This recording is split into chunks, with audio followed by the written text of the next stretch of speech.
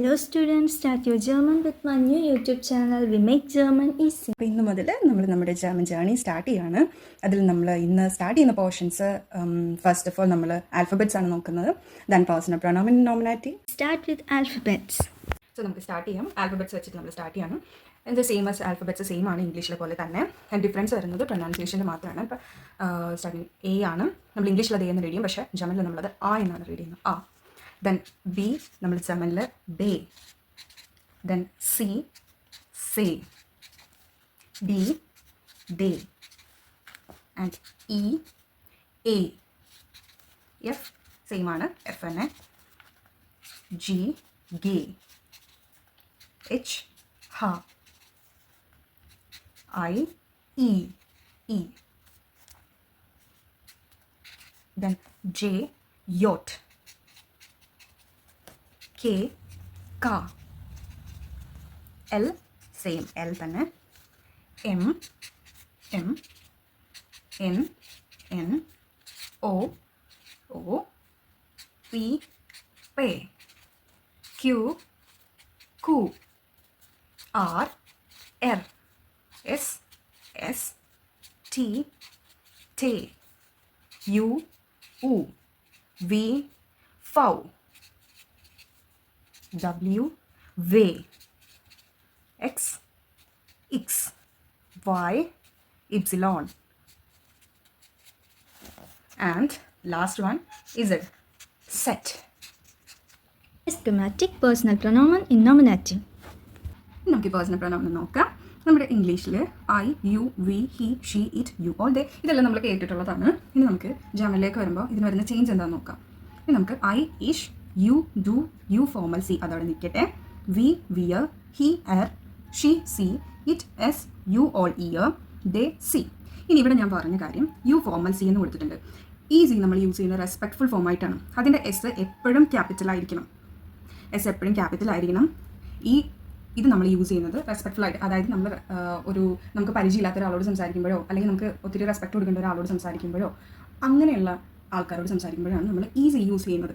Okay, ഇനി നമുക്ക് ഇതിൻ്റെ പ്രൊനൗൺസിയേഷൻ ഒന്നുകൂടെ നോക്കാം. സോ സ്റ്റാർട്ട് ചെയ്യാം. I, ish. You, do. You formal, see. We, wear. He, er. She, see. It, s. You all, ear. They, C. So നിങ്ങൾക്ക് ഇവിടെ ഒരു ഡൗട്ട് കൂടെ വരാൻ സാധ്യതയുണ്ട്. ഇവിടെ ഒരു യു ഫോമലിൻ്റെ അവിടെ കിടക്കുന്നത് സി ആണ്, ഷീ എന്നുള്ളത് സി ആണ്, ആൻഡ് ദേ എന്നുള്ളതും സി ആണ്.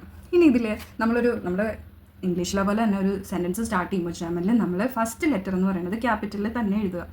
അപ്പോൾ ഇതിൽ ഏതാണ് നമ്മൾ എഴുതിയേക്കുന്ന സി എന്ന് എങ്ങനെ തിരിച്ചറിയുമെന്ന് നമ്മൾ ഓർക്കും. അത് നിങ്ങൾക്ക് ഞാൻ നെക്സ്റ്റ് വരുന്ന ഒരു പോർഷനിൽ പറഞ്ഞുതരും. കാര്യം വേർബിൻ്റെ കോൺജുഗേഷൻ അനുസരിച്ചാണ് നമ്മളിതിൽ ഏത് സി ആണ് എഴുതുന്നതെന്നുള്ളത് നമ്മൾ തിരിച്ചറിയുന്നത്. അത് നമുക്ക് വേർബിൻ്റെ കോൺജുഗേഷൻ വരുന്ന സമയത്ത് ക്ലിയർ ആവും. ഓക്കെ, ഇന്നത്തെ പോർഷൻസ് നമ്മൾ കംപ്ലീറ്റ് ചെയ്തു.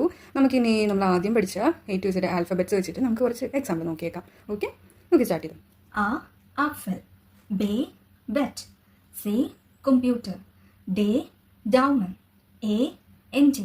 F, Fahrrad. G, Geld. H, Hund. I, Informationen. J, Junge. K, Koffer. L, Lampe. M, Musik. N, Nase. O, Ohr. P, Park. Q, Quad.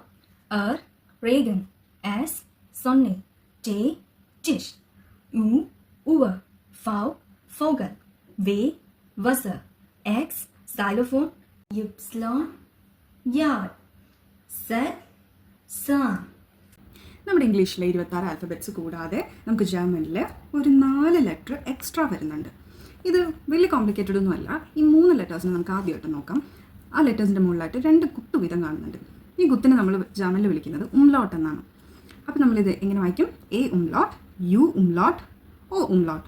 വലിയ ഡിഫറൻസ് ഒന്നുമില്ല. ആൻഡ് ലാസ്റ്റ് വൺ ഇതിനെ വിളിക്കുന്നത് ഇതൊരു ബീറ്റയുടെ ഫോമിൽ കിടക്കുന്നുണ്ട്. അത് നമ്മൾ വിളിക്കുന്നത് ഷാർഫസസ് എന്നാണ്. ഷാർഫസസ്. ഇതിന് നമ്മൾ 2 എസ് ഇട്ടാണെങ്കിൽ നമ്മളിതിനെ എഴുതാറുണ്ട്. ഇതിന് പകരമായിട്ട് നമ്മൾ ഈ 2 എസ് ഇടാറുണ്ട്. പോട്ടെ, അതങ്ങനെ എഴുതിയാൽ മതി. ആൻഡ് നമുക്കിതിൻ്റെ പ്രൊനൗൺസിയേഷൻ നോക്കാം. First one A, second U, third Hue. നമുക്കത് ഒന്നുകൂടെ ഒന്ന് കേട്ട് നോക്കാം. A, U, hue, and the last one sharp esses. Okay, ഇതല്ലാതെ നമ്മൾ സ്പെഷ്യലായിട്ട് 4 ആൽഫബറ്റ്സ് പഠിച്ചിട്ടുണ്ടായിരുന്നില്ലേ? അത് വെച്ചിട്ട് നമുക്ക് ഒരു എക്സാമ്പിൾ വെച്ചിട്ട് നമുക്ക് നോക്കാം.